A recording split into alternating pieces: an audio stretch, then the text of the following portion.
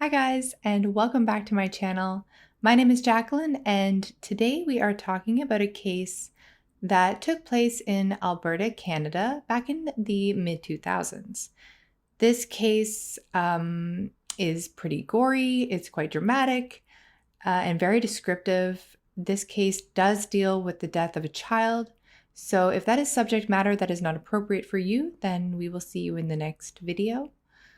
I actually remember hearing about this case a while back, and it has always sort of piqued my interest. So I'm actually quite excited to be covering this for you today. This is a longer case, so we're going to jump right in. 6-year-old Gareth and 8-year-old Jacob were not only best friends, but neighbors, wrestlers, hockey players, and even Jedi Knights when they were together. It was the first half of 2006 in Medicine Hat, Alberta, Canada, and the two boys had been attached at the hip the entire time. Spring had just arrived, and Gareth and Jacob had a lot to look forward to with the summer approaching and the cold, bitter Canadian winter finally coming to an end. But sadly, their time together would be cut tragically short, and a summer full of games and sports would not be in the cards for them. On April 23, 2006, Medicine Hat police received a phone call from a trembling Sarah Penner, Gareth's mother. That afternoon, after seeing their neighbor's truck in the driveway, Gareth had gone next door to find Jacob and hang out. But when there was no answer at the front door, Gareth did a little detective work for himself by peering in all the windows around the house. But Gareth would not be gone long and ran back home shortly, telling his mother that, quote, "Mommy, there's bodies at Jacob's with blood on them. I saw them through the basement window." Skeptical at first, she asked Gareth to repeat himself. And when he told her again that he had seen bloody bodies through their neighbor's basement window, she went back to the house with him to investigate for herself. She too looked through the basement window, and what she saw made her nauseous. When Sarah looked through the window, she saw the bodies of her neighbors Mark and Deborah lying motionless on the floor, covered in blood from head to toe. Terrified, she ran back to her house with Gareth's hand tightly in her grip. She called the police and then got into her car and parked a little down the street as she was too afraid to go back inside her own house. What if there was a killer on the loose, and what if he was after her next? What if he was waiting for her inside? The first to arrive at the scene was Sergeant Brent Secondiak, a newer Medicine Hat police officer that had not been far away when the dispatch came out. He too peered into the basement window to see the bodies lying on the floor and called for backup. Secondiak had no idea what exactly they were dealing with. A murder-suicide, a homicide, a crazed killer still lurking in the house. When the other investigators arrived at the scene, they geared up with protective shields, drawn guns, and a battering ram for the front door.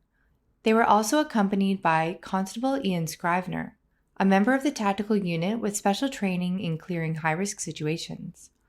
They entered the house at 1:45 p.m., and what they saw was a scene out of a horror movie. It was a complete bloodbath. The first thing they saw were bloody walls in the stairwells leading up to the bedrooms, followed by the sight of blood smears on the stairs leading down to the basement. When Scrivener looked down the stairs, he could see the body of Deborah, 48, lying crumpled up, partly on her backside with her head strained and bent up against the couch. Her blue nightgown was blood-soaked and lay matted up around her waist, exposing her naked lower half and her legs, which were also covered in blood. She was lying in a pool on the carpet, and she had been stabbed 12 times. To Deborah's left was her husband Mark, 42, who was also lying in a pool of blood on the carpet. He was a strong, brawny man with dark features and wearing only black boxer shorts. He had cuts and puncture wounds all over his body and face, and his right eye had suffered a blow which left a yawning, bloody wound wide open on it. He had been stabbed 24 times. There was a screwdriver and a bloody knife lying close to his body. The bloody knife had a black handle and, quote, its tip was bent like a hook and the blade was buckled in the middle. The blood at the scene was still wet in areas, and the bodies were in rigor mortis. Mark with his arms upwards and hands clenched in a fighting stance. There was even blood on the ceiling. The investigators began to search the rest of the house by following the blood trail, which led them to the top floor bedrooms. Upstairs in the hall at the top of the stairs was a large pool of blood-soaked carpet leading to a little boy's room. What Secondiak saw when he looked inside shook him to his core. He saw, lying on the bed, the body of a young boy covered in blood with a large gash across his throat. He was on his right side and was unmoving. This was Gareth's best friend, Jacob, and again, he was only 8 years old. The room, the purple walls, the action figures, trading cards, and even a toy lightsaber suspected to have been used in self-defense was soaked in blood. There was a pet hamster still alive in the closet. It was a terrible scene and one that would stay with Sergeant Secondiak for the rest of his life. The murders were so gruesome that officers already knew for certain that this was done out of intense rage. As one of the officers was leaving the house, he noticed a framed family photo on a coffee table by the front door. In the photo, the officer saw a mother, father, son, and a fourth person, a girl about 11 or 12 years old. Only 3 bodies had been found in the house. The body of the young girl was nowhere to be seen. Police began to question neighbors about this family that met their tragic death, hoping to get leads on potential suspects and the missing girl from the photo. Phyllis Gehring, who lived across the street from the crime scene, was among those first questioned. When asked about the girl in the photo, Phyllis said it was their daughter, J.R. Now, for legal reasons, as I am Canadian, I will be referring to the daughter as J.R. moving forward, and I will not be mentioning the family last name. This is due to the Youth Criminal Justice Act, which protects J.R.'s real identity. The Youth Criminal Justice Act states that any child under 14 convicted or suspected of a crime cannot have their name mentioned in the media in any form in Canada and must remain anonymous as they are tried as youths. I'm using the alias JR as this is also how the daughter was referred to in the book Runaway Devil by Robert Remington and Sherry Zickefoose. I used this book for most of my research, and any quotes that I state are taken directly from this book. This book is excellent, and I recommend it to anyone looking for more on this case. Sadly, Phyllis couldn't give much information about the current whereabouts of JR or from the previous night. She hadn't seen anything out of the ordinary, despite speaking with Mark the previous day about inconsequential things while their dogs played with each other in the yard. She did, however, tell police that JR was 12 years old but looked far more mature than she was for her age. In fact, Phyllis told police that JR looked to be about 16, not 12. Despite searching the house from top to bottom, in closets, nooks and crannies, the garage, the backyard, and every room in the house, JR could not be found, and there was a small wave of relief. If there was no body, JR could still be alive somewhere. But where? Could JR have been abducted by the killer or killers? Did she know that her entire family had been murdered? Her photo was released to the media in hopes to locate her in the event that she had been abducted. Sandra Richard was JR's school counselor and received a call from police shortly after 2:30 p.m. the day of the murders. They needed more information about JR and her potential whereabouts, so Richard agreed to meet with the officers at JR's school and give them information on her and some of her closest friends. Richard also had authority as the guidance counselor to check the students' lockers, whereas the police would need a warrant, and this seemed as good a time as any.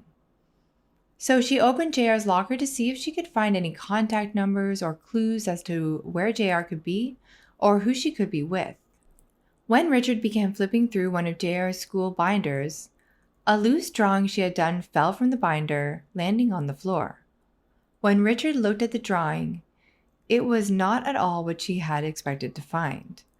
She found a 12-panel stick figure comic strip depicting the horrid and gruesome death of JR's family by the hands of what was depicted to be JR herself.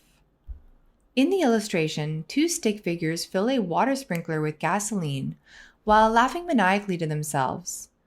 3 other stick figures in the drawing become doused with the gasoline and then are burned alive.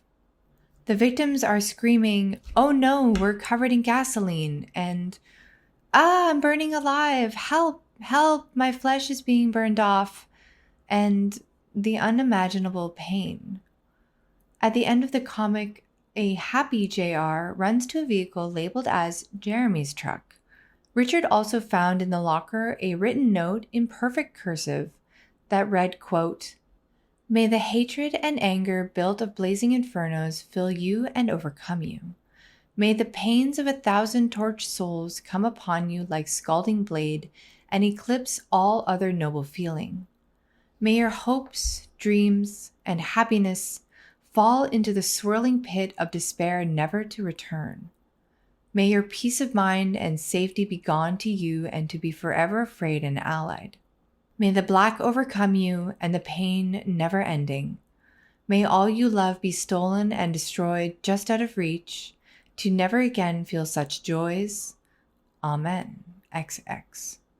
I searched for anything even similar to this online by actually copying and pasting it into the Google search, and nothing came up. So this is believed to be an original poem by J.R. herself. Remember, she was only 11 or 12 when she wrote this.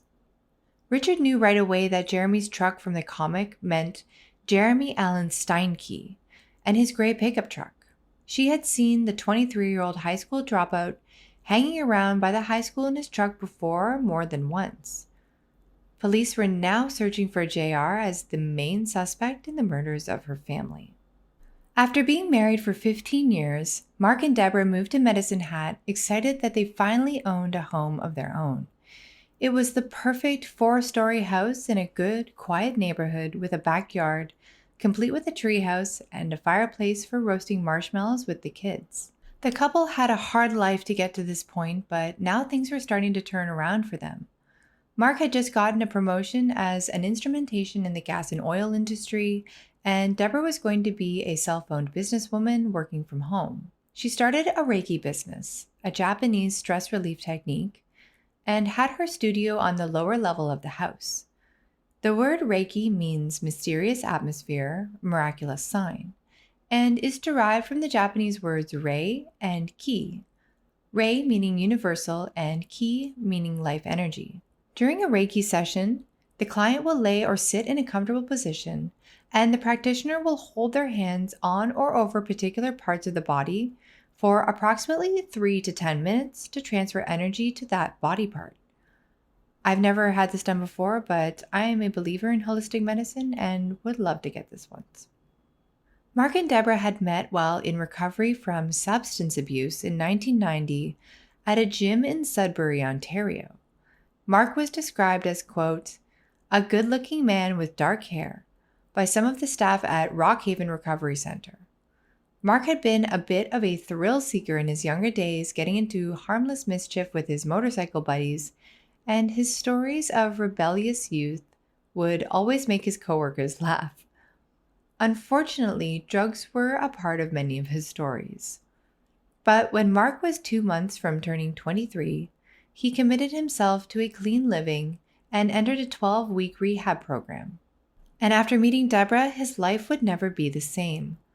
Co-worker Wayne Chopek said about Mark, quote, "He met Deb and I think Deb may have changed his life, and that he saw a different side of life with Deb. She was the primary focus of his life."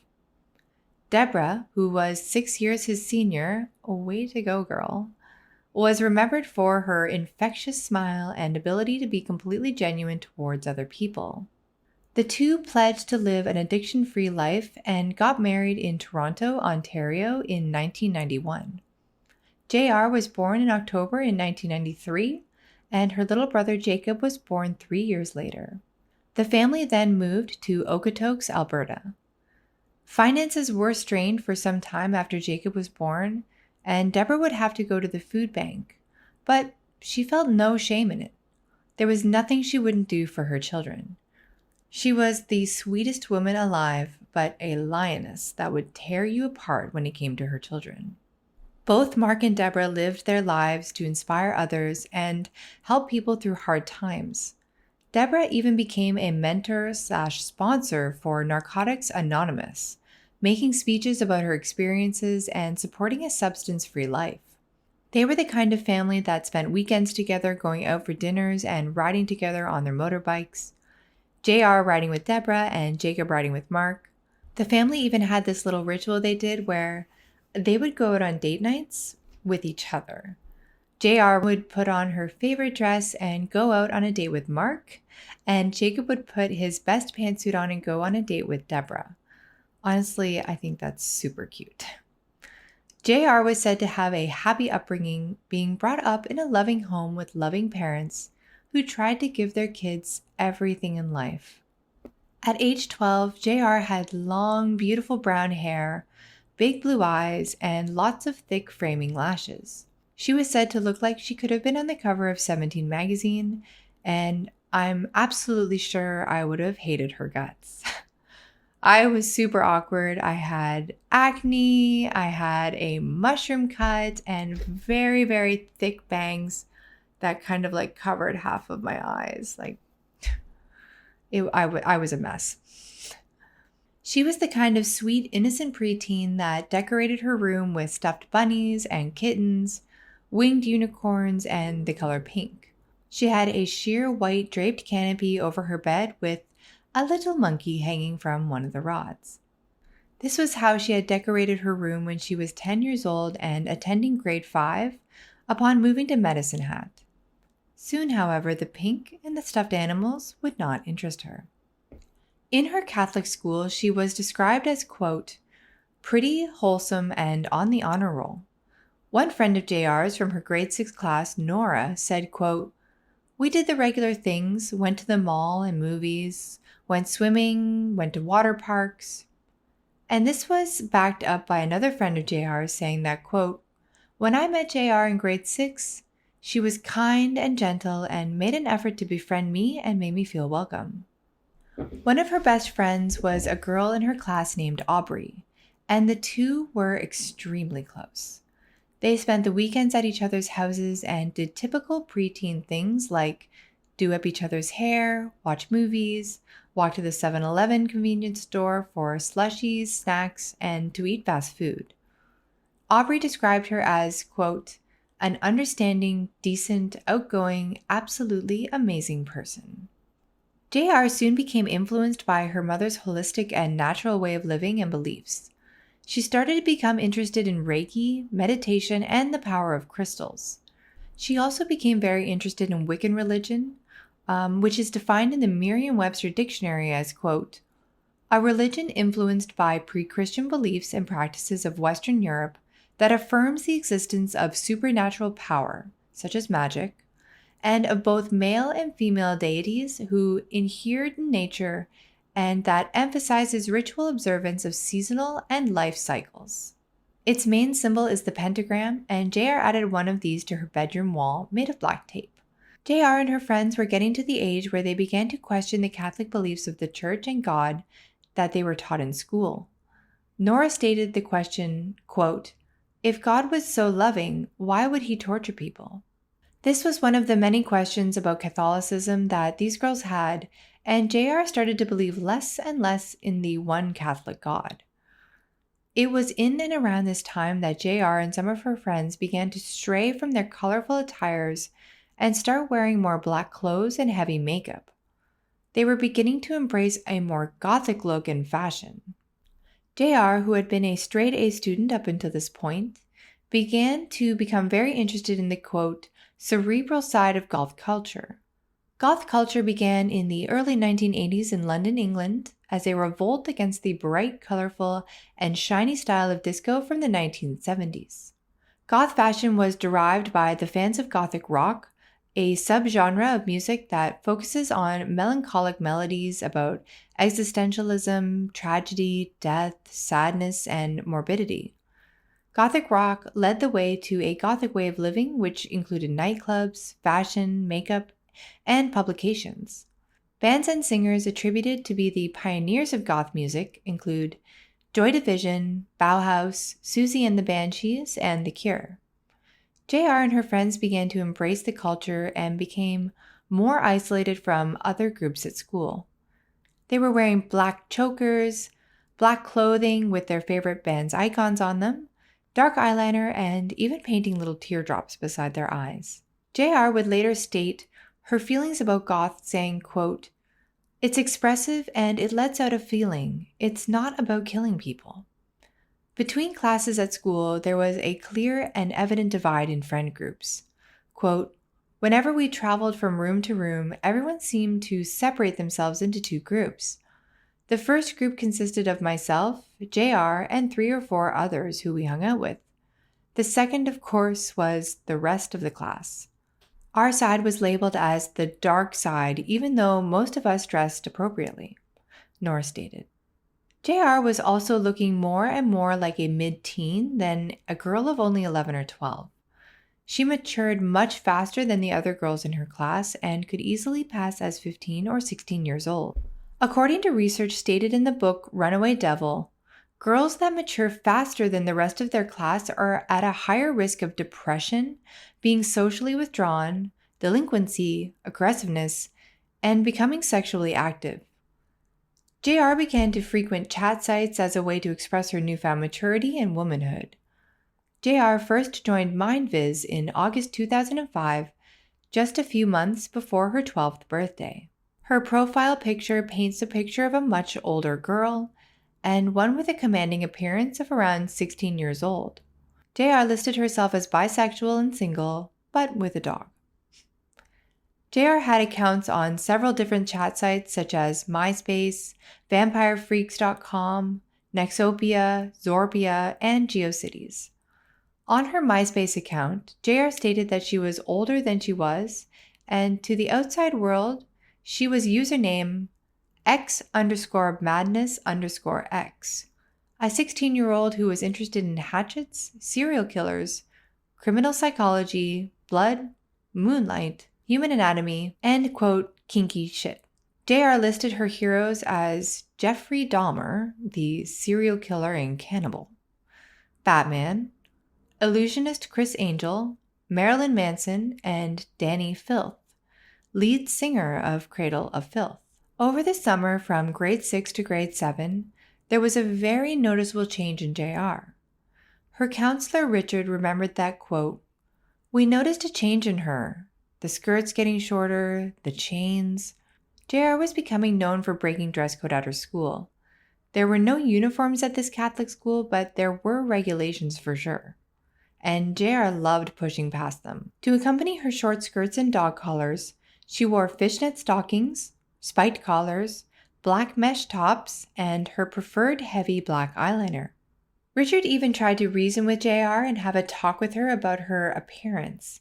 She said, quote, "One time I pulled her into the music room to talk to her about her short skirt. I told her she was a beautiful girl, a very smart girl, had a great personality, and didn't need to dress this way. I told JR that even though she felt physically and mentally older than her age, she still had to respect her parents' rules. But despite this and any rules that she may have had, JR's parents weren't overly concerned with her dress and appearance. They figured she was just a young girl expressing herself and finding an artistic outlet. I'm sure they believed she would soon grow out of it.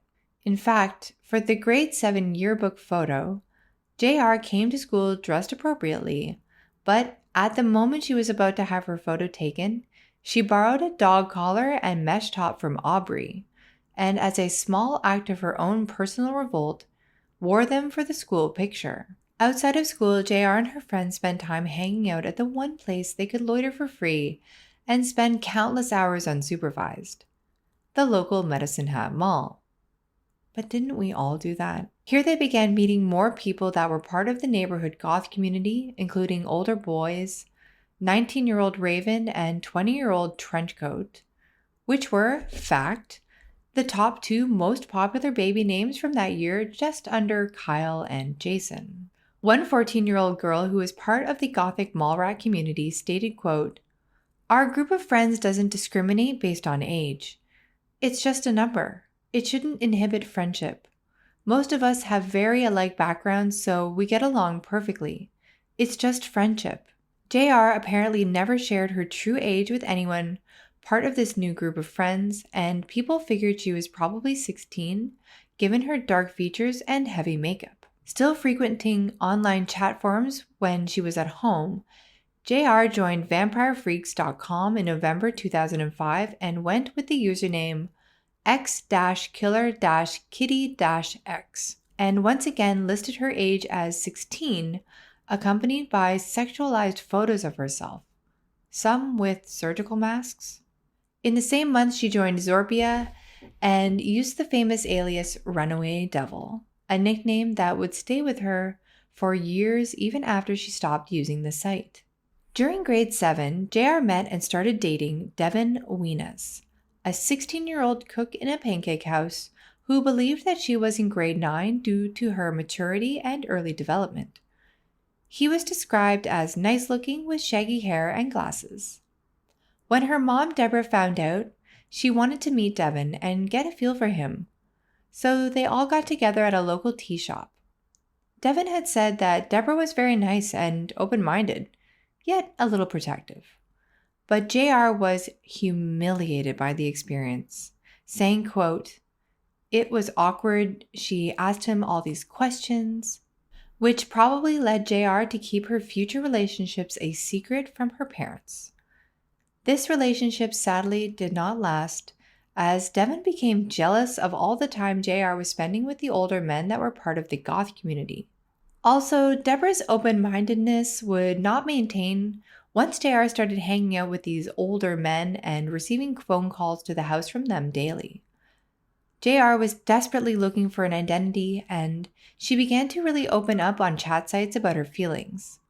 She wrote on Nexopia in December 2005, quote, "I am the almighty Jax, bow down. I think deep thoughts, I am quite emotional, and my mood is ever changing, although I can be very good at hiding my feelings. I don't trust easily. I either have lots of energy or very little. I like to make attempts at poetry and anime. I make Wookiee noises and often scare small children. I am afraid of llamas. I am told I am mentally R-word. Often I am loud and bounce a lot. When I'm hyper, I like to dress up and want an Edward Scissorhands outfit. Other people live in my head with me. I like random questions. I like to pretend I'm a gangster sometimes. Don't worry, I'm not really. Yeah, sometimes I watch Teen Titans because I'm that cool. I play guitar and I suck."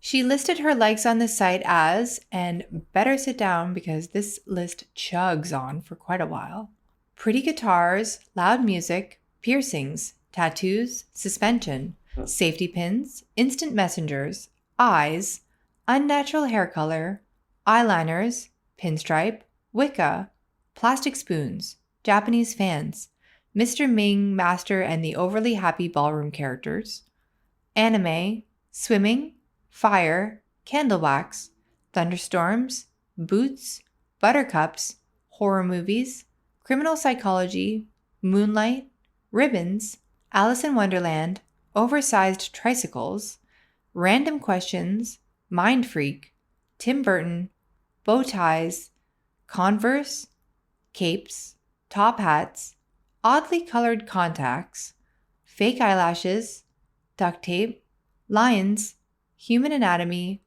wings, Reiki, tarot cards, pendulums, Wookiee noises, originality, and mosh pits. Her list of dislikes, thank goodness, was not as widespread, but included homophobia, ageism, sexism, hypocrites, public transportation, being dried out, bunnies, llamas, people who take things from my profile, chlorine in my hair, and small children. Who hates bunnies? I mean, who hates bunnies?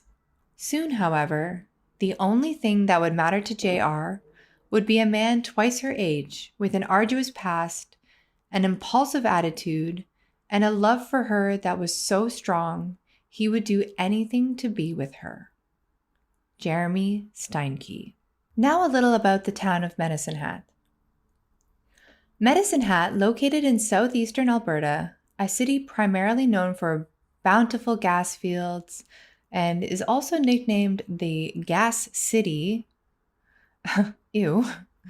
Founded in 1833, the city gets its name Medicine Hat from the English word Samus, which is an interpretation for the word the Blackfoot tribe used to describe the eagle tail feather headdress worn by medicine men.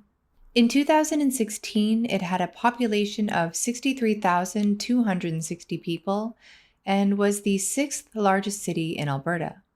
It is known for being rich in natural resources such as gas, coal, clay, and farmland. After its industrialization, it was nicknamed the Pittsburgh of the West. Probably happier with that nickname than Gas City. During 1909 to 1914, the town thrived economically, increasing the small community to more than 10,000 people, which was a lot for this area at the time. But during and between World War I and World War II, there was very little growth.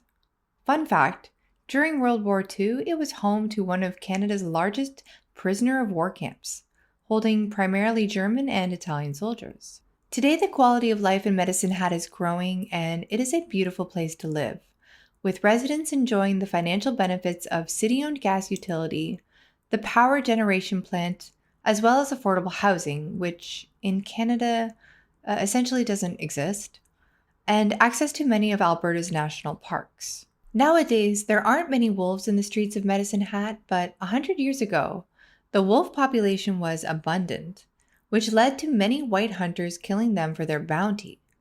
Not only were they killing the wolves directly, but the hunters were also killing off the buffalo, which was a major food source for the wolves. And it wasn't just bounty hunters that were causing trouble, but whiskey traders were also taking their share and causing ruckus. Skirmishes with the local First Nations tribes were becoming an increasing issue among the three groups fighting for land and ownership over resources, and this led to a well-known massacre in Cypress Hills, a large landmass just north of the U.S. border and located between Alberta and Saskatchewan. Here, bounty hunters had many of their horses stolen from their camp, and the blame was put on the Nakota First Nations, a tribe of only 200 people. In retaliation, and after a heavy night of boozing, the hunters attacked the Nakota tribe and slaughtered 30 of their people. It is said that you can still hear the cries of the dead when the wind blows, the cries of the murdered Nakota tribe, and the cries of the many wolves that were killed and skinned for money. 23-year-old high school dropout Jeremy Allen Steinke believed himself to be a 300-year-old werewolf and shared the pain and anguish that the slaughtered wolves of the hunters felt. He believed he was part of the Lycan Brotherhood who would one day rise and have presence again. According to the website underworld.fandom, a Lycan is a mythical creature of Greek origin and are a second breed of werewolves originating in the 13th century. They differentiate from werewolves as, in their transformed state, they maintain their human personality and mindset. They are shapeshifters and can take on their human form as well. Jeremy wrote on a chat site, quote, "We must meet in the cemetery 1 hour before the full moon is at its fullest, to speak of a tragedy within the coven. Those who have not overcome the mindless rage need not attend." Jeremy daydreamt about werewolves and being a Lycan all the time, even telling his friend Daniel Clark just before the night of a full moon in March 2006 to, quote, not walk with him along the river that night because he would tear him limb from limb. He was also always very into goth culture and dark fantasy and wore a vial of blood around his neck. According to Jeremy's mother, Jacqueline May, who was an absent alcoholic mother, Jeremy's interest with the fantasy world was a way to escape his actual reality of being relentlessly bullied at school. It was a defensive front. For years, he was even called Jeremy Stinky by peers and even some teachers. Jacqueline stated, quote, "In grade 3, he would leave school and come home because he was teased so badly. I tried to talk to the teachers about it, but nobody wanted to listen. Jeremy was abused by his alcoholic father and two succeeding stepfathers, and according to Jacqueline, Jeremy's biological father would come home drunk daily, whip him with a belt, and drag him to his room by his ears. It was not a very solid relationship. I'd see him every other summer and every other Christmas, Jeremy recounted when speaking of his father. And his first stepfather was just as bad. He would drink on the weekends and beat the children if one of them did something wrong. He would line them up in a row and hit each of them until one confessed, and in some cases, Jeremy said he would tie them to chairs and make them watch the other children being beaten. Jacqueline tended to marry terrible men, and Jeremy's second stepfather gave him, quote, uppercuts to the face and pounded him in the back of the head. He had also pushed Jeremy into a deep freezer so hard it gave him a head injury. But Jacqueline wasn't just a victim in this equation either. Jacqueline was a wicked alcoholic and consistently put her and her son in situations where violence was prevalent. But she would be beaten too, and Jeremy loved his mother and would try to stick up for her. When one of Jacqueline's ex-boyfriends punched her so hard it shattered her cheekbone, Jeremy broke the man's arm with a lead pipe.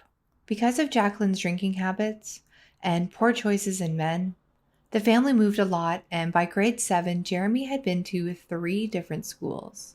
I only had a few friends because I was always moving around, so I was never able to make friends very frequently, Jeremy stated.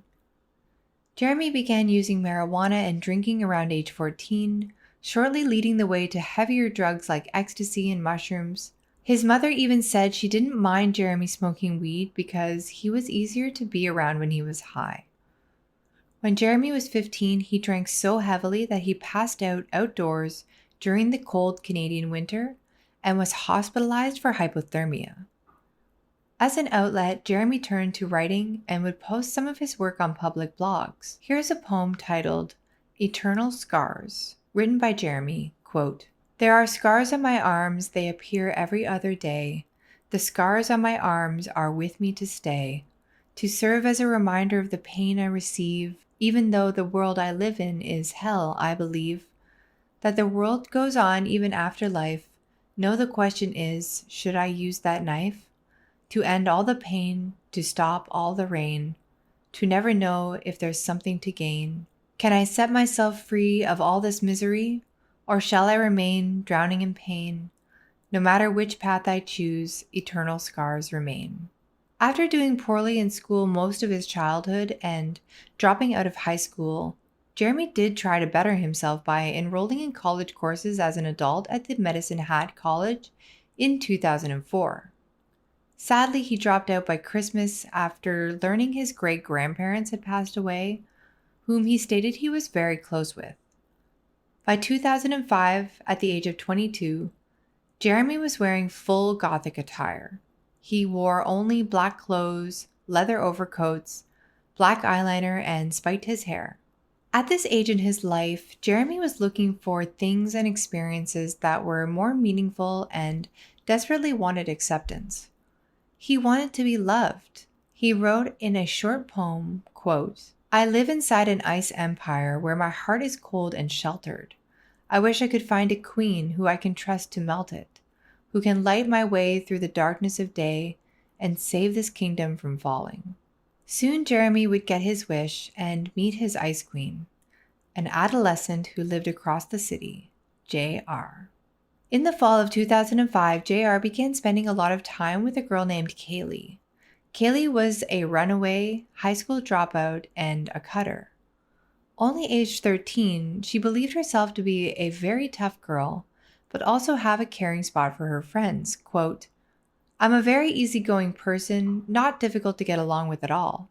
Just don't piss me off, or I'll probably find ways to fuck your shit up. I live for my friends. They are the best part of my life.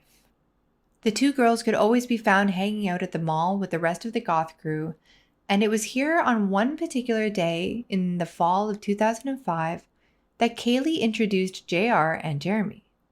Jeremy was 23 and JR had just turned 12 years old, so it was shortly after her birthday or so in October. It was in this group that Jeremy had finally found the acceptance he had always wanted and, in fact, had become extremely popular with the goth community. The girls loved him, and the guys loved hanging out with him. JR said she was attracted to the fact that Jeremy was always the center of attention amongst the group. She liked that he was popular and thought he was very good looking.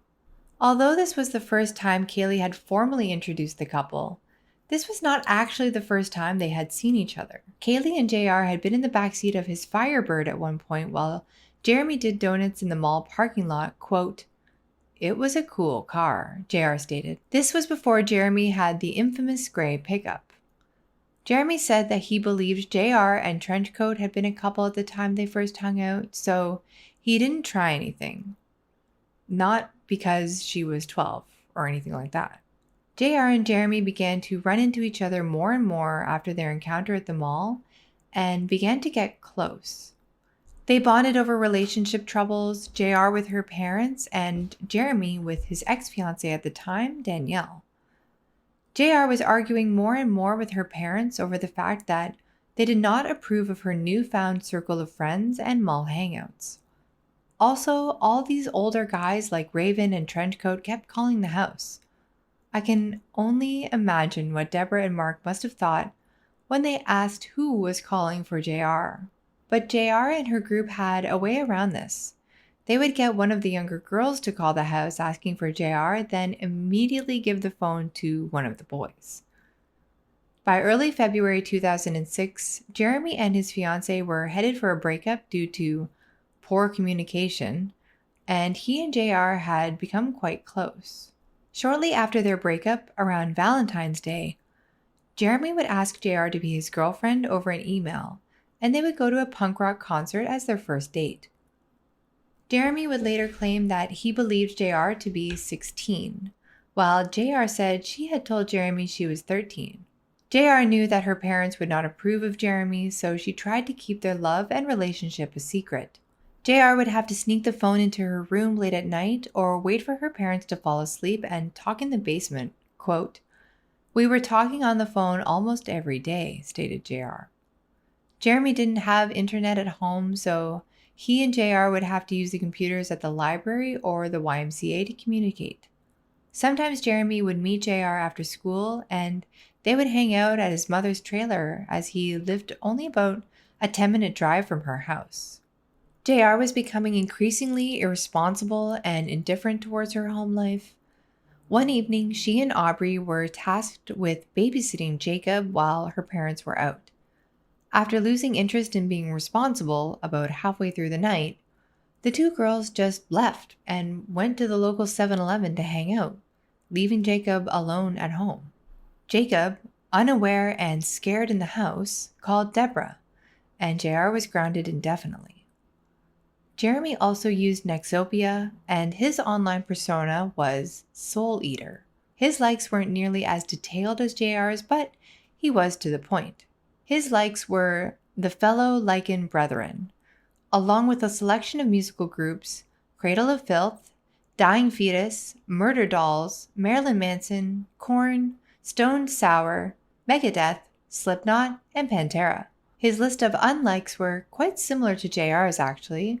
Quote, homewreckers, hypocrites, lies, the sun, untrustworthy people or unreliable people, backstabbers, cheaters, spiderwebs, planes, posters, prostitutes, pigs, cops, and my heart being broken again. Poor Jeremy. Jeremy and JR would spend most of their relationship messaging online, and things heated up between the two extremely fast. In a message on March 2nd, 2006, Soul Eater wrote to Runaway Devil, quote, "So, yeah, do you truly feel that you have fallen in love with me? I really want to know. If so, all you have to do is tell me. You mean so much to me. I don't want anything to ruin what we have, so please tell me everything truthfully." In response, Runaway Devil wrote, quote, "Well, you see, I fucking love you." JR and Jeremy were also becoming sexually active during the times they were able to see each other, and JR was now fighting with her parents often about her concerning behavior. They were not happy that JR was getting so much attention from old men and going to rock concerts with them every weekend. They didn't like all her internet usage and began monitoring her computer pages. She was prohibited from receiving phone calls from older men now, and one time when Jeremy called asking for JR, her parents were pissed and told him to never call again. They would try everything to keep JR from sinking into a darker and darker hole. Even JR's friends were weirded out by her relationship with Jeremy. Jocelyn, one of JR's classmates, saw the two lovers kissing and told JR, quote, "You shouldn't be with him, he's much older than you." To which JR snapped back, "It's my choice, leave us alone." With her parents monitoring so much of her time, JR resorted to sneaking out at night to see Jeremy anytime and anywhere she could. JR's strict rules were a common topic of conversation between the two, and in a message Soul Eater wrote to Runaway Devil March 8, 2006, quote, "God, I can't get over not seeing or talking to you. I yearn to hear your soft, subtle voice and long to be held in your arms, wherever that might be. I don't care, but just to share the time we have together with you are to die for, and there is not anything that could ever replace the way you make me feel. I miss you, I love you, and I wish that we could just go somewhere we could just be alone together for a little while, or as long as you would like. I think tonight I'm going to write another song to you. Won't that be fun, especially seeing as you shall not read it or hear it till I see you next. Tee-hee, roll on the floor laughing. Well, I guess I should be going or something, but I hope to hear from you much sooner than later. Talk to you later. Cuddle Bunny. Hugs and kisses, Jeremy." Jeremy, don't call her Cuddle Bunny. Don't you know she hates bunnies? Soon conversations between the two started to get darker and more ominous. In one of these dark emails after an evening tryst, Soul Eater wrote to Runaway Devil, quote, "You were a sight for sore eyes, and I miss you more than killing people. Can we get together and kill people together?" Jeremy was also obsessed with the movie Natural Born Killers, starring Woody Harrelson and Juliette Lewis, directed by Oliver Stone. The main characters, Mickey and Mallory, are young lovers that kill Mallory's abusive parents so that they can be together. They then go on a killing spree around the country after getting a taste for murder. This movie was actually inspired by true events that happened in Nebraska and Wyoming between 1957 and 1958. Charles Starkweather, 18, and his girlfriend Carl Ann Fugate, 14, killed 11 people between this time.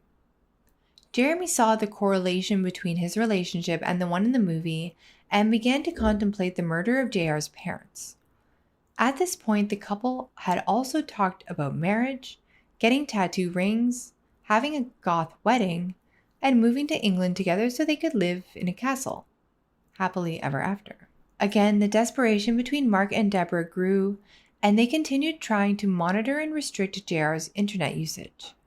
They even took her computer away, but she used public computers at the library.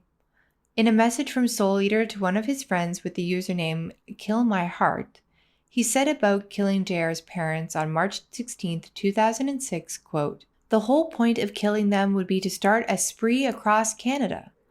Roll on the floor laughing, kind of like the legendary Mickey and Mallory lovebirds. Have you seen that movie? It's called Natural Born Killers. It's the best love story of all time.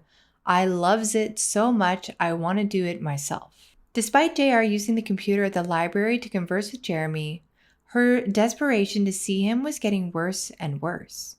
Surprisingly, however, she agreed to go to counseling with her parents, probably in an attempt to win back some of her freedoms. But it worked, and after some sessions, JR appeared to be more cooperative and less hostile. So they rewarded her behavior by allowing her to go to a punk rock show with her friends on one condition: that they go with her. Pretty hilarious. Although she was mortified, JR agreed, and they would all go to a concert on Friday, March 17th, 2006.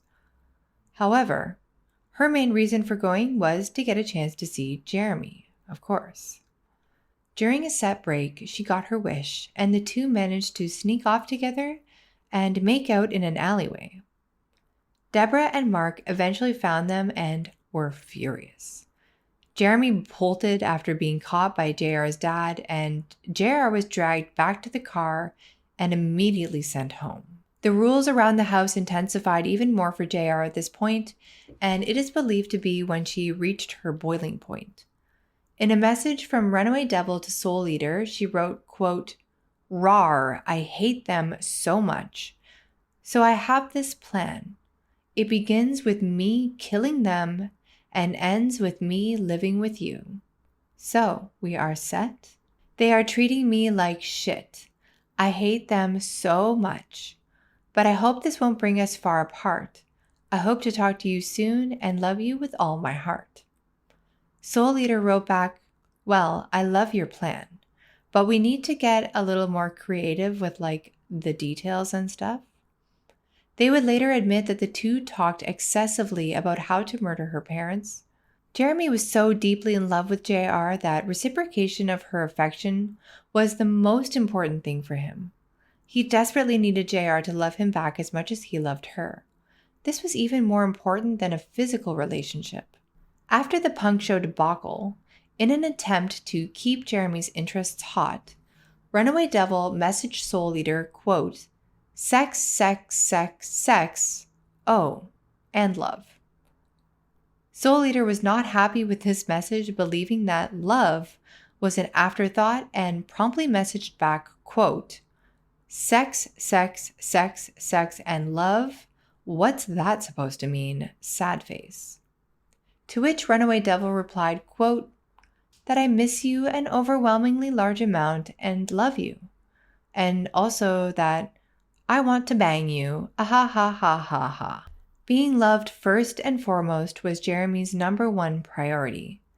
An eerie and foreshadowing original poem was posted to Soul Eater's Nextopia page saying, quote, "My girlfriend's family are totally unfair. They say that they really care. They don't know what is going on, they just assume, as their greed continues to consume. She is slowly going insane. She continues to think that I came into her life to help her out and to stop what they keep trying to shout. It's all total bullshit. Their throats I want to slit. They will regret the shit they have done, especially when I see to it that they are gone. They shall pay for their insolence. Finally there shall be silence. Their blood shall be payment." Jeremy would often sneak out at night to try and see Jeremy.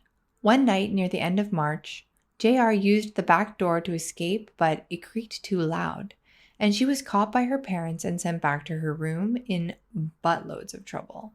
But this didn't stop her. Her next attempt would be through the basement window that had a broken lock and a busted screen, so she was able to sneak out undetected. Jeremy was waiting for her down the street in his mother's pickup truck. They drove back to his trailer, snuck past her mother's passed-out boyfriend sleeping on the couch, and went to Jeremy's bedroom. The two had sex and watched a movie before driving JR back to her house. Sneakily, JR had left a pair of pajamas on the back porch to put on over her clothes in case she was caught in the basement upon her return. When sneaking back through the basement window, she woke the dog, which started barking and thus waking her parents, who did catch her. JR lied that she had had a nightmare and needed the fresh air to calm her down. Her parents were skeptical, of course. This basement window would soon play a pivotal role in the slaughter of JR's entire family. Jeremy and JR didn't keep their plotting to themselves either. During the trial, many friends and acquaintances would tell how the two came to them with the idea and even asked for help on some occasions. In an email conversation that took place on April 4th, 2006, between Jeremy and a friend with the username super.jesus, the friend told Jeremy that JR should, quote, "tell her parents to shove it." To which he replied, quote, "We were thinking more along the lines of killing them," roll on the floor laughing, "and the best part is it was her idea."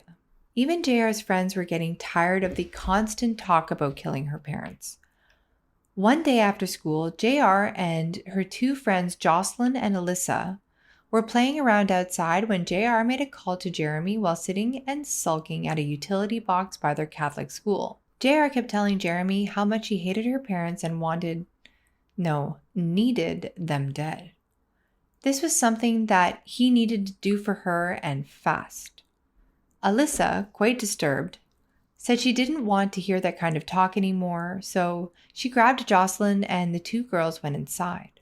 In a pot-fueled conversation in mid-April between Jeremy and his friend Grant Bolt, while smoking weed in Jeremy's truck, Jeremy asked Grant a pretty deep and out-of-the-blue question, quote, "How far would you go for love?" "What the hell are you talking about?" Grant replied.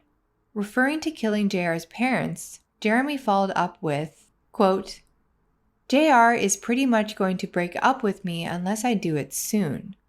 I don't think I can do this by myself. I need someone I can trust. Are you in?" Unclear how serious Jeremy actually was, Grant told Jeremy, quote, "Go fuck yourself." On Saturday, April 22nd, just one day before the murders, Jeremy and his friend Mick, who was staying at his mother's trailer with him, spent the morning and early afternoon jamming and playing guitar. Mick was visiting from Leader, Saskatchewan, and Jeremy had been the one kind enough to drive the 5-hour round trip to go pick him up and bring him back for a punk show the previous night. Soon they were joined by Kaylee, the 13-year-old runaway girl who was good to her friends but could also fuck your shit up if you crossed her. Haley, Mick's girlfriend, who lived in Medicine Hat, joined the gang as well, and they all hung out and began drinking and partying the afternoon away. Soon they received a call from local police looking for Kaylee, which was not an uncommon occurrence, and they decided to drop her off at Raven's house while also getting some much-needed groceries, i.e. pot and more booze. The rest of the day was spent getting high and getting drunk, while random friends from the neighborhood dropped in and out looking for a good time. People were always coming and going from Jeremy's mom's trailer. Around 9 p.m. that evening, Jeremy left the trailer and went to his old roommate Jordan's new house to ask him to help kill JR's family. It seems like Mark and Deborah were the only two people in Medicine Hat that didn't know there was a plan to murder them. Jordan was also getting tired of hearing Jeremy talk about killing JR's parents. So when Jeremy showed up at the house, he tried to hide in the basement, but one of his roommates let Jeremy in. Jordan turned Jeremy down flat when asked to help kill JR's parents, saying, quote, "No way, I don't have it in me to kill another human being." Jeremy left furious with the rejection and returned to his trailer. Still fuming, he called Jordan back and told him that, quote, "If I find out you or anyone else," being Jordan's roommates, "told the police about this, I will kill all of you because I won't know which one is the rat."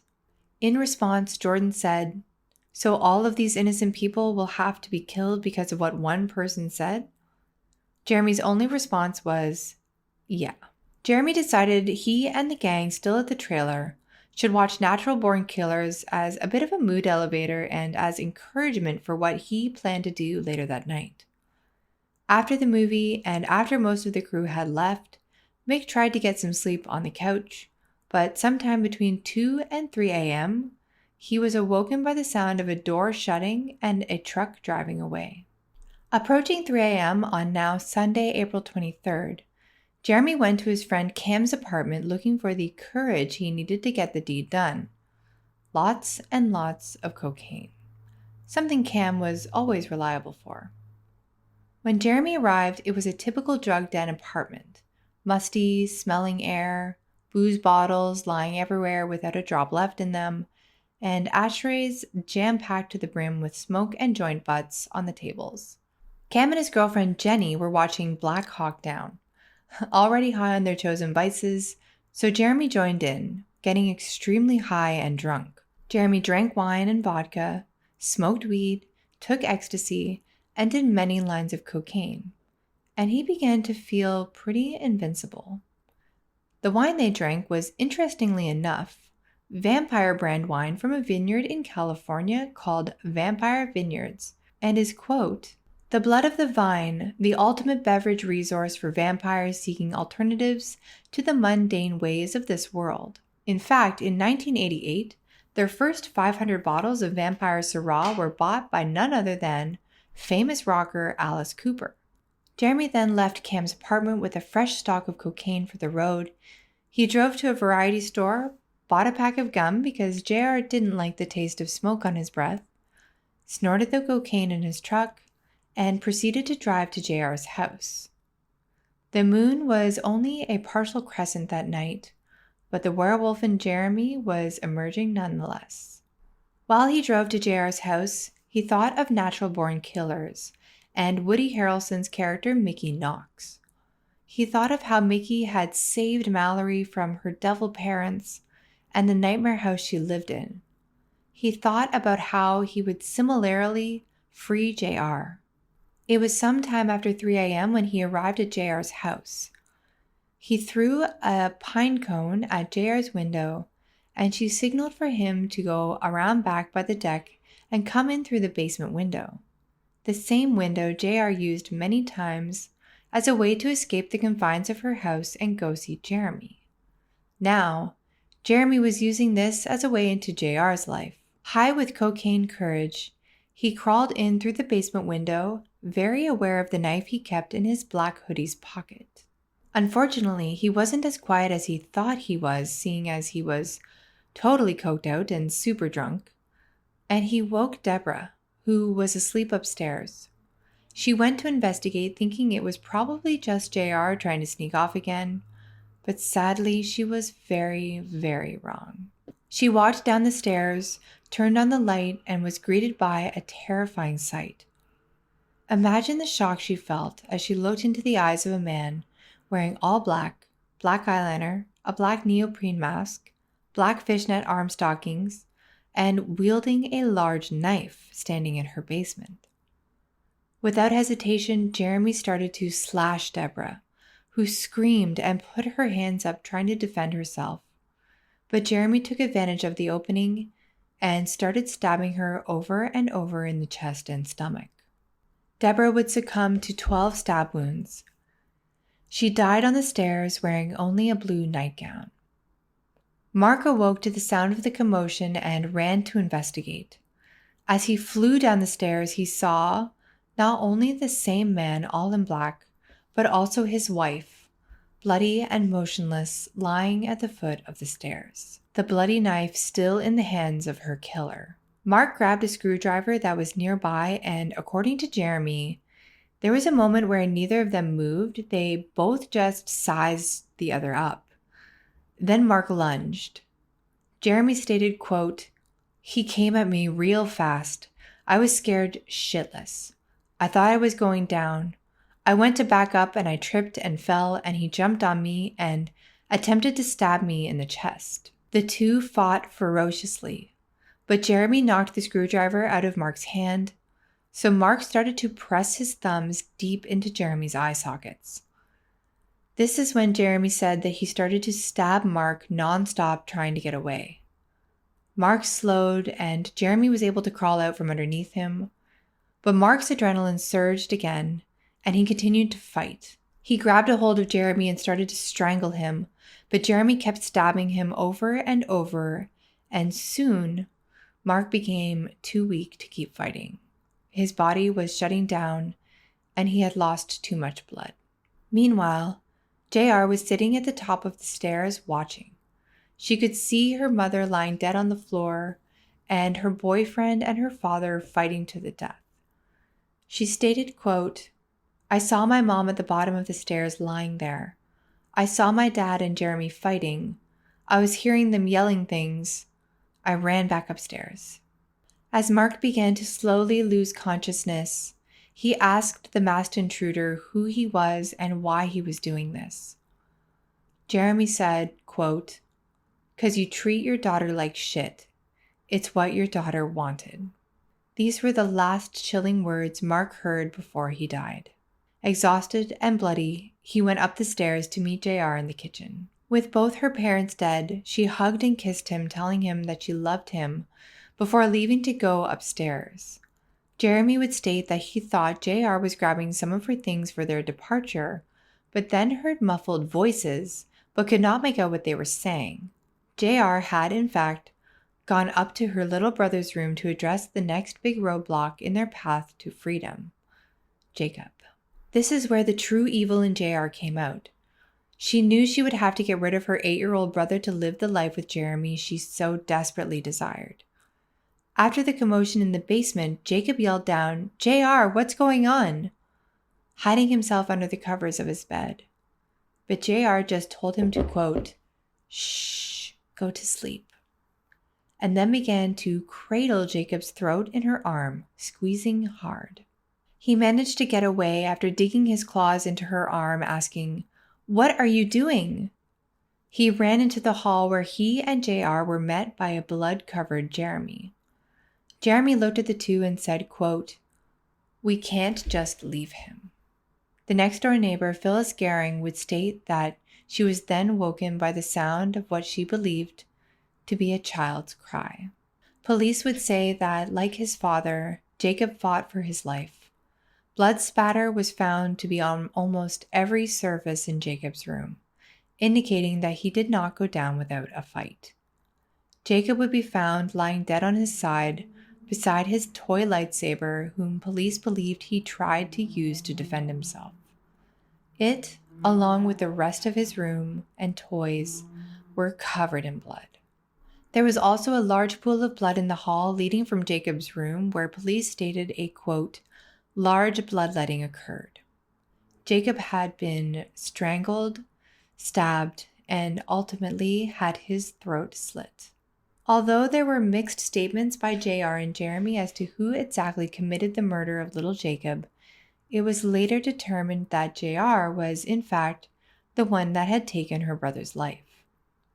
Immediately after the murders, Jeremy, who was still high as a kite, became anxious and paranoid. He started acting weird and said, quote, "Somebody saw me. I have to go. I can't breathe. I'm going outside for some fresh air." According to Jeremy, he then panicked and took off running down the street to his truck.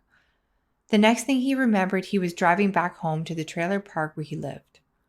Frightened, confused, and angry that Jeremy left her, JR grabbed her now deceased mother's credit card, ran to the 7-Eleven to take out money, and then called a cab to go to Jeremy's trailer. Jeremy answered the door and hugged JR close, telling her he loved her. I guess JR got over his abandoning her pretty quickly. They then went to Jeremy's room, and Jeremy started stuffing his clothes, which were blood-soaked, into a grocery bag. Mick, who was wide awake now and observing the two's actions, recalled Jeremy and JR putting something into a garbage and then walking out the door.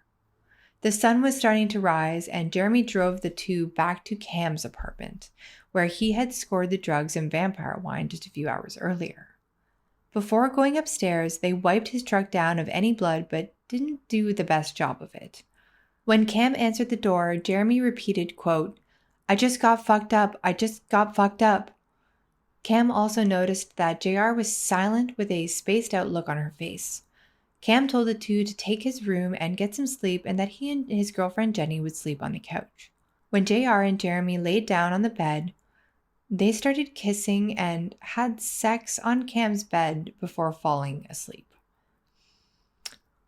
Wow. They woke in the early afternoon, and upon seeing that there was no more booze in the house, JR, Jeremy, and Cam promptly drove to the liquor store to stock up again. From there, the three of them, Jenny was back at the apartment still sleeping, went to an all-hours party house on McClelland Crescent where, before moving in with Cam, Jenny had lived for a while. This was one of those apartments that was a revolving door for partygoers. The house was already in full party mode by the time they pulled up that afternoon. At the party, JR and Jeremy were said to look happy and hot for each other, like they hadn't just butchered her whole family a few hours ago. When they weren't mingling with the other guests, they were on the couch together, kissing and making out as if no one else was there in the room with them. JR was straddling Jeremy while they were laughing and smiling with each other between makeout sessions. At one point, one of Jeremy's friends, James Wally, showed up. He had been living at the apartment for a while, but as one of the more responsible guys in the friend circle, was in the process of moving out because he was tired of having to handle and pay for all the bills. He ran into Jeremy and JR, and after some light catching up, Jeremy said he wanted to talk to him in private.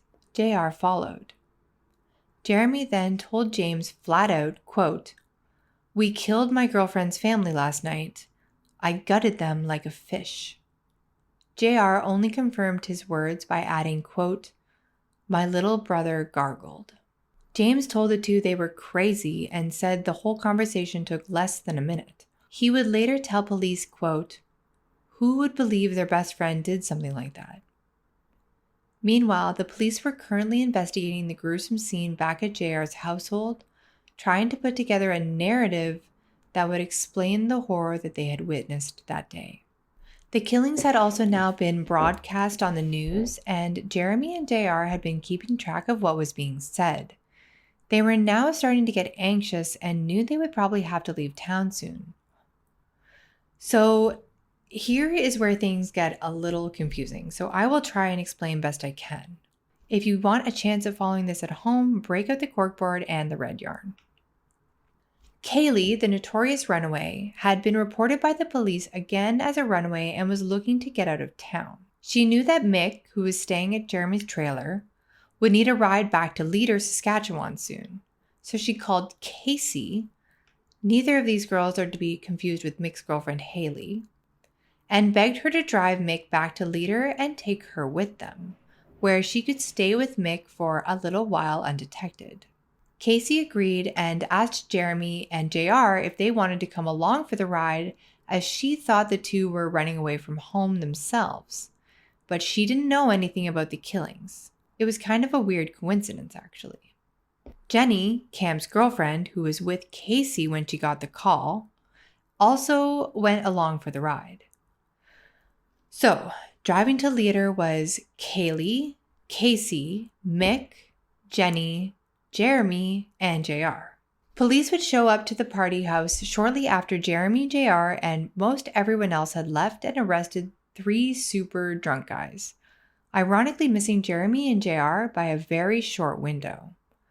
Casey drove everyone to Leader around 8:30 p.m. that evening in her Mazda pickup. They drove Mick back to his house and dropped him off, hoping Kaylee could stay with him for a while, but Mick's mother believed Kaylee to be trouble and didn't want her staying with them. So without anywhere to go, the group parked just outside of town, and they all slept an uncomfortable, cold night in the truck. Without getting much sleep, they decided to get gas and food around 7 a.m. the following morning. When stopping at the gas station, Casey, Jenny, and Kaylee went inside to use the bathroom, leaving Jeremy and JR in the bed of the truck, hidden under the truck topper. While waiting to use the washroom, the girls saw an article on the newsstand that read, "Couple boy found dead," with JR's school photo right beside the title.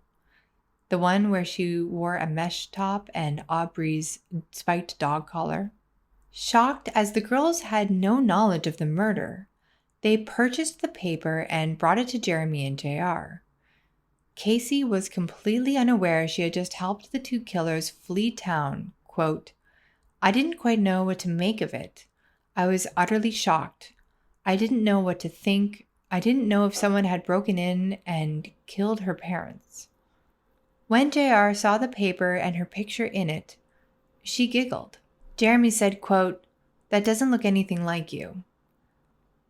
Casey would later say, "If it were my family, I would have totally freaked out," but there was no reaction whatsoever. Jeremy and JR's cool demeanor wouldn't last long, though, and soon the two became increasingly nervous. The group pulled into a parking lot of a high school and began discussing their next steps. Jeremy asked Casey if she would drive them to his grandparents' cabin at Pine Lake in central Alberta, and she agreed. JR would take this time to cook up an alibi. According to Casey, quote, "She told us to tell the cops that Jeremy had picked her up at 11 p.m. the night before to stay at Cam's, and that Jeremy and Cam got into a fight because they were drinking." This story would take Jeremy and JR out of the house at the time of the murders and help to explain Jeremy's black eye, which was pretty gross by this point. It was super swollen, red, and crusted shut with dried blood. Casey was now beginning to fear that Jeremy and JR were part of the murders, and she was getting quite scared. Now, the night before, Constable Aaron Ewart, a rookie who was fresh out of the RCMP, Royal Canadian Mounted Police, had seen a be on the lookout in the leader area for Jeremy and JR. As it turns out, some of their friends and acquaintances from the party had spilled to police that the group was probably headed to Leader because they knew Mick lived there and would need a ride home. After driving around town most of the night without any luck, Ewart went home to sleep around 2 a.m. He decided, however, that if the group had driven to Leader from Medicine Hat, there was a good chance they needed gas. So he woke back up at 5:30 that same morning to go monitor the local Esso station, the largest gas station in town. After parking in a corner off to the side of the gas station that had good visibility of the area, lo and behold, Casey and the group drove right in only about 1.5 hours later, around 7 a.m. Having been given descriptions of the group, Ewart was drawn to their Alberta license plates right away. He watched as the girls went into the gas station to use the washroom, come out again to show the paper to Jeremy and JR, then drive off. Ewart followed closely behind the Mazda as it drove away from the gas station and stopped at the school parking lot while he was calling for backup. Ewart waited for Constable Andre Gallant before approaching the vehicle, and the two discussed a plan of action. Gallant approached the front of the Mazda and Ewart approached at the back. When he lifted the bed topper, he saw a blanket that appeared to have someone under it, breathing heavily. He drew his gun and lifted the blanket to find Jeremy and JR hiding there. JR had no pants on. JR had been literally caught with her pants down. They were both ordered out of the truck. JR was handcuffed and put in the back of Ewart's police cruiser along with Casey, Kaylee, and Jenny. Jeremy was handcuffed and put in the back of Gallant's car. "Tell my mom she can have my TV and that I love her," Jeremy yelled to Casey just before the car door closed. Priorities, I guess. The time was 7:51 a.m. While the girls were being driven to the police station, they were making jokes and they made light of the situation. The cops hadn't let JR put her pants back on, which is hilarious. So someone told her to claim that the cops raped her, to which JR replied, "It wouldn't be sexy even if it was a hot cop because I still like Jeremy." Jeremy had actually kicked out the plexiglass divider in Gallant's police cruiser while yelling profanities at him at the drive to the police station. While police were busy dealing with Jeremy and JR, Kaylee, Casey, and Jenny decided it would be a good idea to rob the police station and make unauthorized phone calls back to Medicine Hat. Jenny called Cam, Casey tried to give herself a breathalyzer, and Kaylee called Mick's girlfriend Haley while shoving police station pens and notepads down her pants and up her shirt. On the drive back to Medicine Hat, JR said, quote, "I can't believe this is happening to me." The officer behind the wheel said in response, quote, "Get your head wrapped around it. You're in for a long time." Jeremy and JR were both charged with 3 counts of first-degree murder. JR would be the youngest person ever in Canada to be charged with multiple homicide.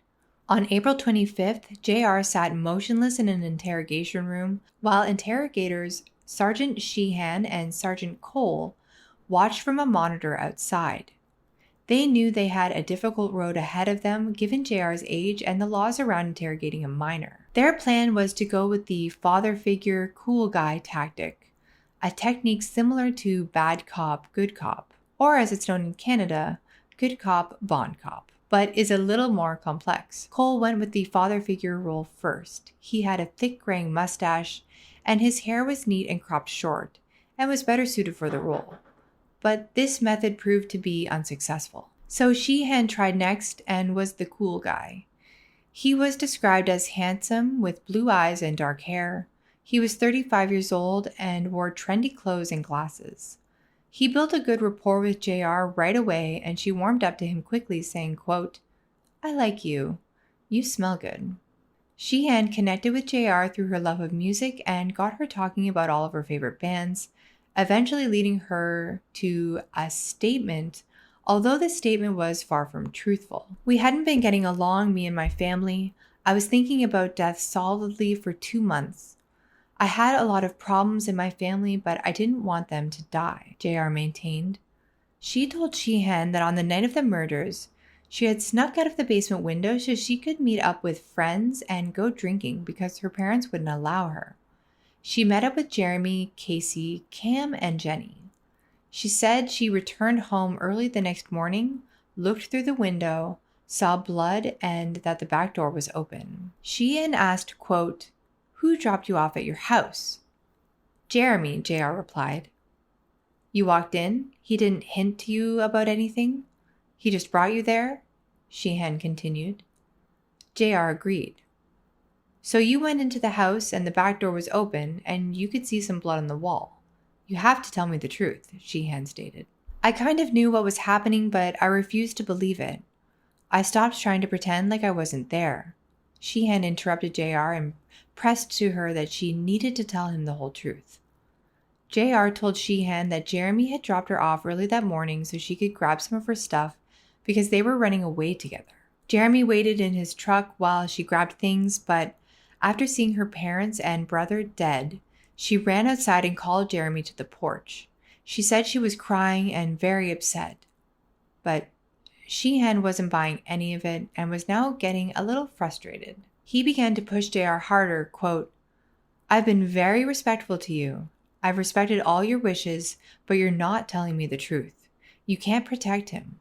Tell me the story and include the parts you're leaving out to protect him. Please. You know there's way more to it. You know I know a lot about what happened." JR began a deeper confession, but still lied. She even began to blame Jeremy solely for the murder. She told Sheehan that they were out drinking and she was complaining about her family most of the time. People began passing out, so her and Jeremy left and drove back to her house to grab her things so they could run away. She said this time that Jeremy went inside with her but stayed downstairs while she went upstairs to grab her things. She then said her parents went downstairs because Jeremy was making noise. She said she could hear her mother screaming, so she went to her brother's room and tried to protect him from hearing or seeing anything. She then told Sheehan that Jeremy came upstairs after her parents were dead and stabbed Jacob in the chest and throat. Sheehan asked JR if she helped Jeremy at all or held anyone down while Jeremy stabbed them, and she said no. But when Sheehan asked why Jeremy even went into the house with her to begin with, she changed her story. She said she did hold Jacob because she was going to strangle him so he didn't feel pain. She said she assumed her parents were dead and that she didn't want to go downstairs because she didn't want to see blood. Jeremy told JR that she had to kill Jacob, but she was scared and hesitant. Jeremy insisted, so JR stabbed Jacob in the chest, but said she couldn't finish him off. It was too much for her. So Jeremy stabbed Jacob again, but he kept moving around, screaming, quote, "I'm scared. I'm too young to die. I'm too young to die." She said Jeremy did all of this because he loved her so much. Sheehan told JR that she should write apology notes to her parents and to her little brother, so he brought her a marker and some paper. This is what she wrote. "Dear my loverly parental units, I am writing in response to the events of Sunday morning. A terrible thing happened, something I feel was all my fault. You must know I love you all dearly and are in my prayers. I wish peace upon your souls in the Summerland. To my little brother, I apologize for letting you hear what had happened, also for causing you any pain and for frightening you so much. To my parents, I hope you know that through all that has happened, I loved you the whole time. I wish I could take everything back. I wish it hadn't happened. I wish you were with me right now, because now I have no one. I pray you can forgive me, and Jeremy too, because he was under the influence of mind-altering substances and did it out of love for me. He is most possibly the kindest person I've ever met. his wish being for my happiness. Through all the fights and hatred exchanged, I still love you. I am sorry my sarcasm was taken to heart. I never meant to harm you. I pray you can be at peace somehow. Just think about that for a second. Also, dear parental units, or like, what is that about? Parentally or something? She told Sheehan that the murders were a misunderstanding. She was being hyperbolic when she said that she wanted Jeremy to kill her family and he took it too far. She was never serious, just venting. After the written apology, Sheehan took JR to her cell. He told her that she could write letters to Jeremy if she wanted and that he would deliver them personally. Although it seemed like he was doing this to be kind, he was actually going to use this tactic as a way to get more information and confessions out of them. In a short letter to Jeremy, JR wrote, quote, I love you with all my heart, and no matter what happens, please don't forget that people are lying, including Casey. I feel very alone. Stay strong. God, I can't seem to write what I feel, but I love you eternally. Try to hope. There is only so much bonds of flesh can do to the soul. Kisses. Now it was time to interrogate Jeremy. This time, Sheehan would take a very different approach. No cool guy tactic here. He played on Jeremy's desire to be loved, telling him that the media and the country is calling him a monster and a manipulator. Are you a monster? He asked Jeremy. Jeremy remained silent, even though he literally thought he was a werewolf. Sheehan told Jeremy that they had all their chat records, the ones where Jeremy said he wanted to hurt Jax's rents, or parents, and do it that weekend. He also told Jeremy that he didn't believe his black eye was from a drunken fight with Cam. Jeremy broke quickly and snapped back, quote, You're putting all this on me. You're saying it's all my fault. She told me. She said she wanted it. Now Sheehan changed strategies again and became a friend, someone Jeremy could talk to, saying, quote, I know you're scared, Jeremy. It's okay to be scared. Jeremy continued, Things just kept escalating. They got out of control. I would do anything for JR. I tried to talk her out of it, but she wanted it bad. I'll let you know I wasn't in the right state of mind. I was drunk. I was high on narcotics. Cam gave me some coke. Jeremy then just proceeded to make a full confession to Sheehan. He told him that he stabbed JR's mom and dad, but that it was out of panic. He didn't want to do it, but they caught him off guard. He didn't remember the details because he was so high and drunk, but he did know that JR was the one who killed her brother. He maintained that he didn't touch Jacob. In fact, he screamed it. He yelled, quote, She cut his throat. She cut his throat. I swear to God, she cut his throat. After the confession, Jeremy began sobbing and banging his head on the table, saying, quote, I hope everyone is fucking happy now, and I fucking hate myself. He knew he was going away for life.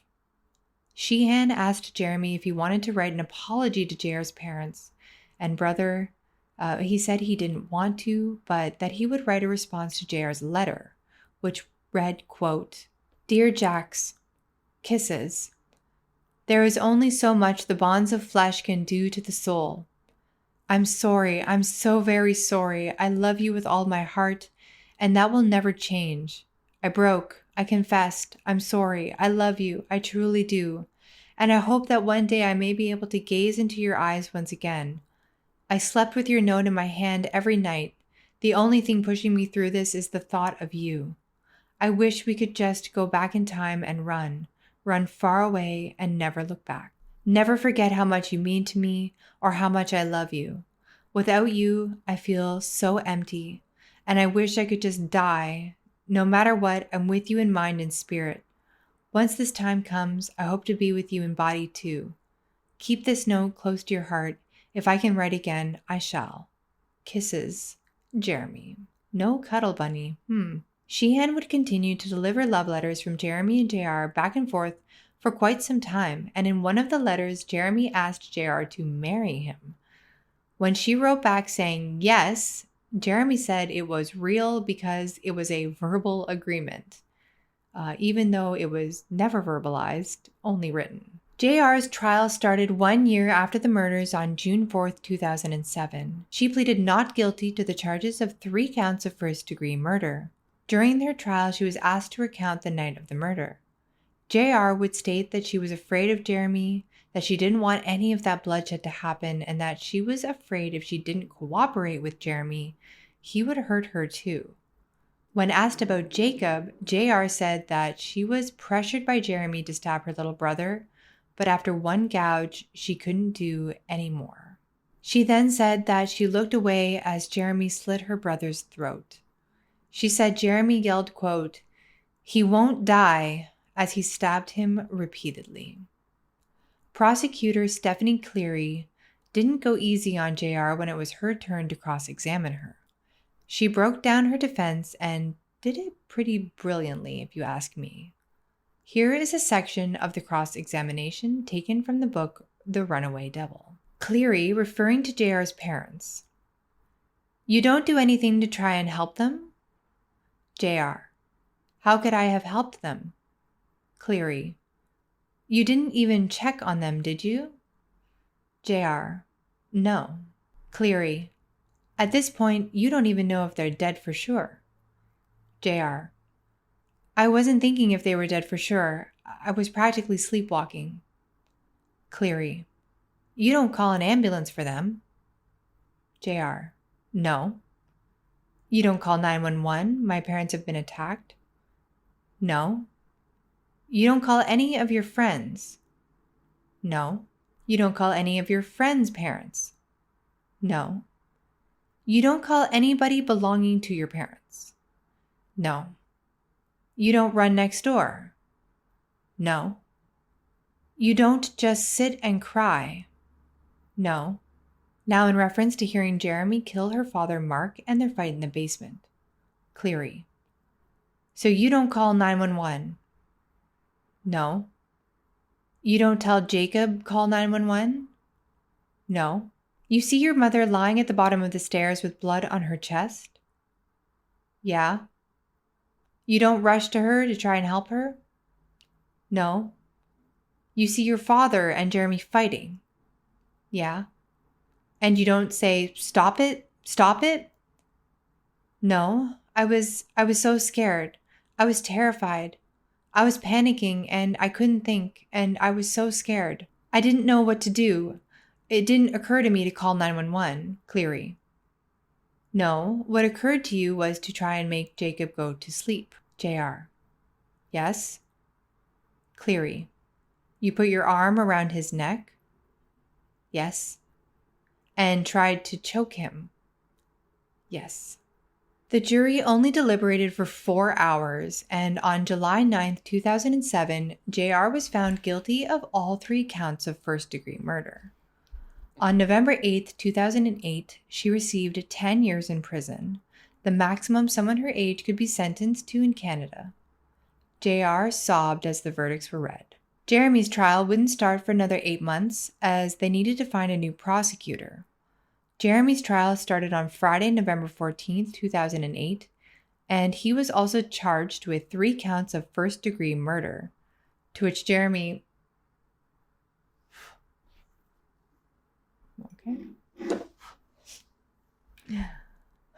Jeremy's trial started on Friday, November 14th, 2008, and he was also charged with 3 counts of first-degree murder, to which Jeremy also pleaded not guilty. It had been 2 years since Jeremy sat awaiting his trial, and he was now a shell of his former Gothic self. The trial was almost identical to JR's and had pretty much all the same witnesses and experts called to the stand. Some of the most damning evidence was all the blog posts Jeremy posted and the text between him and JR, talking about killing her parents. Although the evidence was irrefutable that Jeremy killed Mark and Deborah, the evidence to support Jeremy killing Jacob was lacking, and to that day, Jeremy maintained that JR was the one who killed Jacob. He admitted to killing Mark and Deborah, but never wavered on his innocence of killing Jacob. The jury deliberated for 1 day and came back with a verdict of guilty on all 3 counts of first-degree murder. On December 15, 2008, Jeremy Steinke was given 3 life sentences to be served back-to-back and will be eligible for parole after 25 years. In January 2011, Jeremy Steinke changed his name to Jackson May. In 2016, at the age of 23, JR was released on parole, and if she stayed out of trouble for the following year, her slate would be wiped clean, meaning she would not have a criminal record. She did, and is currently living under a secret identity. So guys, that is the story of JR Jeremy Steinke and the murder of JR's whole family. I'm super curious to know what you think. Put your comments in the comment section below. What do you think about her sentence? I mean, she's just out right now. She could be watching this right now. Are you watching this right now, JR? Like, it's so crazy. Luckily, Jeremy is still in jail, but I just don't think that's enough. I hope you guys liked this video. If you did, give it a thumbs up and help a girl out starting a new channel, please. Also subscribe. I'll be doing more true crime deep dives in the near future. If you have any suggestions of cases that you want me to cover, please put them in the comment section below. I don't have an email address yet, but that is coming soon. Again, a really good book to read on this case if you were interested is The Runaway Devil, as I mentioned before. Thank you so much again. Have a lovely night, and we'll see you again in the next video. Bye, guys.